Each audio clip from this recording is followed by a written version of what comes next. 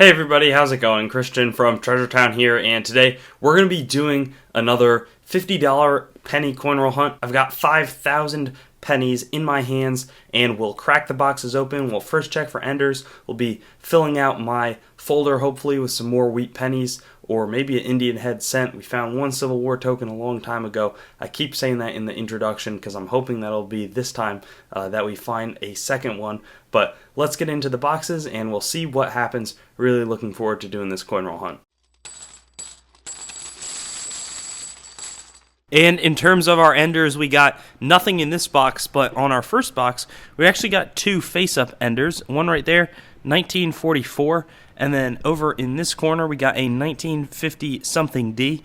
But since we already know that they're not super rare dates, I'm going to be unboxing those as normal, so we'll just see them throughout the hunt. We'll get started. And our first wheat penny came about 6 rolls in, and it's not a great find, but it's awesome in the sense that now we know that we've got a find in the box 1958D that was not an ender. So there you go. We'll look to kind of up the concentration in the next coming rolls. And it only took us 2 more rolls to find our next one, and we moved it back a year, so we got a 1957D coin, so that's now 2 finds. And I was wrong, now it's 9 rolls total, so solid, but really would love to get some more finds to fill out our folder. And check that one out. That one's kind of reminiscent of a poorly copper-plated coin, but I haven't seen the front, so it'll be our first reveal. We'll see what it is. I'm going to guess 1947.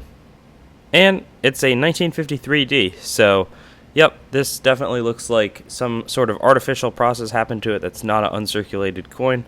And it's not a crazy date, but it is kind of cool how we had 3 finds so far, all of which are from the Denver Mint. And 2 rolls went by with nothing major, but we got 2 reveals, and that's exciting because that's one of my favorite things is when you know you have a find, but you actually haven't seen the date yet. We'll go at the same time.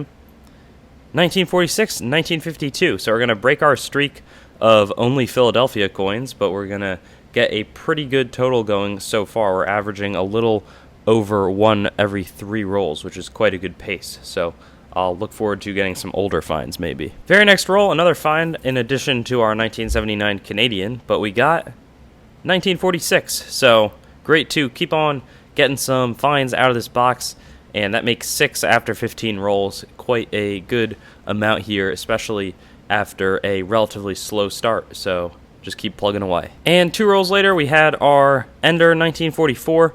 But it definitely looks a little more beat up. Couldn't quite tell from the roll. And there's the back. Nothing too crazy, but another good find. 21st roll of the box, and we've got another reveal. Looking to hit a pre-40 or a new folder filler. 1946, still definitely a welcome coin. We've been getting quite a good flood almost of those coins in the early parts of this hunt. And a quick update on the coin that is slowly becoming the theme of our box. We got 1946. Be curious to know the exact number of how many we found, but I feel like it has been a ton. So we're not yet through the first half of the first box, so I'd call this a really good hunt so far. Took a little while, but we got some more finds, the first being a 1965 Canadian, which is just slightly older, and then we got this coin. For clarity, there were 4 1946 wheat pennies out of 9 so far, and this one's going to be 1944, that's our third, I believe, or maybe it's our second, but another 40s era wheat penny for the hunt. And next roll, we're going to try again for a big find here. We'll see what it is. 1947, so we're kind of bookending that 1946 date there with some more finds. Great to see that. We've got 18 rolls left. And we got a cool find that I easily could have passed over when I was hunting through, but it's a 1942. Looks like there's a little damage to that 2-digit in 1942, but we'll check out the back. Yeah, it looks nice. It's a crisp appearance all around. It's definitely not uncirculated or anything, but it is a nice coin, especially more so in person than on camera. But 15 rolls left. And another pickup here. 2 rolls later, we'll see. 1944, sweet. So it's almost funny kind of getting this amount of these 44, 46 wheat pennies, but again, they've made the hunt, and they'll probably keep showing up. And a quick mention, a unusual type of find. We got a 1967 Centennial Canadian, or anniversary, but 100 years commemorating the start of Canada, and it's fun to get one of their bird scents, as they call them, out of circulation. And our last roll, we had one find. That was the one that was on the end, 1956D. So that makes it 14 finds in terms of wheat pennies and 10 on the Canadian front. We'll tackle the next box, see if we can do better than that, but definitely a really solid box to start out here. And on the second box, after 5 rolls with nothing told me that I was back in the hunt like in 1946. So it's fun to see another one of those cropping up in this hunt, and that'll kick it off in box 2. And after 3 more rolls, we got this. No idea what it'll end up being. 1954. So I think I've already found the 54s.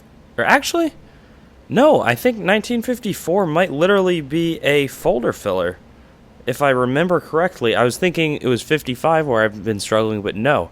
I think it might be 1954. This could be the first one I've ever found about $875 in, but that could all be me just saying stuff. I'll have to check it out and let you know in the video once I edit it. And another wheat penny on its back, ready to be revealed, 1956. As a side note, though, that 1954 wheat penny was literally the first after hundreds of dollars of pennies searched, and it looks like it's a little off-center. That's not going to add to the value, but huge find for us. I'd been wondering where the 54s were. And we got a Canadian, but also a kind of worn penny right there, so we'll see what it is.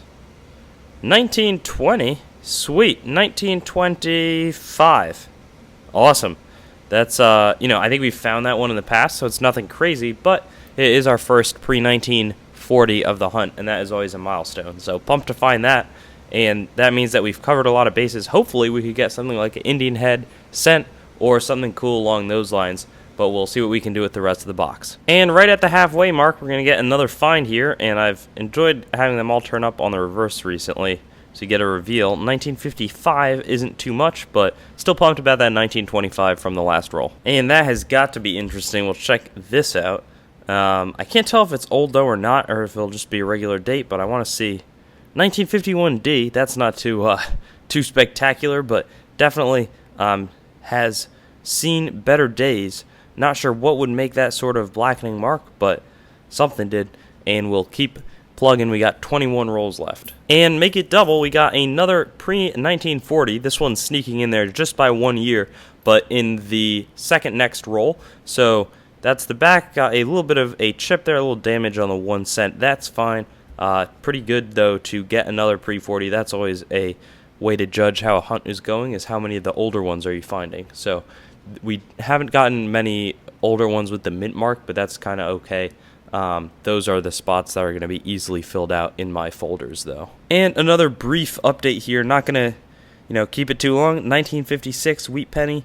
Decent shape, probably better than most of the pennies we've been finding. And I was getting a little bit bored because there had been a few rolls going by, but we got a 1969 Canadian, one other Canadian down here. Let's see the date, 1986. But check this out.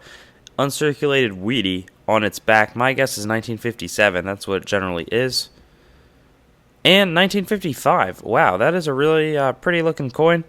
And yeah, that's a great addition to our hunt today. We hadn't gotten an uncirculated coin in a little while. There was one, I think, in the last hunt, but it wasn't nearly as nice as this one. So really pumped about that one. We'll see. There are 12 rolls left at this point. Took us about 6 more rolls until we found something. A 1957 is going to be the find, and it looks like there's filled 5s in the 1957. You can see. One interesting thing, though, is that we've been getting a ton of Canadians in the past few rolls. So, interesting, and we'll see what we can do. We got a 1965, a bird scent, and a 69, but it was 26 in total on the Canadian front. And then we had 24 wheat pennies, so 14 and 10 on the boxes. We got 1951D, 52, 53D, our 54, first after 90,000 pennies searched, a uncirculated 55, and a regular one. And then a variety of 56, 57, and 58 coins. We got 1942, 3 44s, and 5, which was our most found Wheatie or older, 1946p coins, 1947, and then 2, 1925 and 1939 from before 1940. So a really good hunt. Was super happy with it, and finally getting that elusive 1954. The next step is that we're going to do a video where we do a recap. First, we're going to search $100 more face value, so a double hunt, and then we'll do a full wrap-up of everything that we found after searching $1,000 face or 100,000 pennies. Thanks for watching the video. I'd encourage you to like, comment, and subscribe. And if you want to get in touch with me, do so on my website, treasuretownYT.com, my Instagram, TreasureTownYT, or my Facebook, Treasure Town. I've got links in the description, and I'll see you on some of my other videos.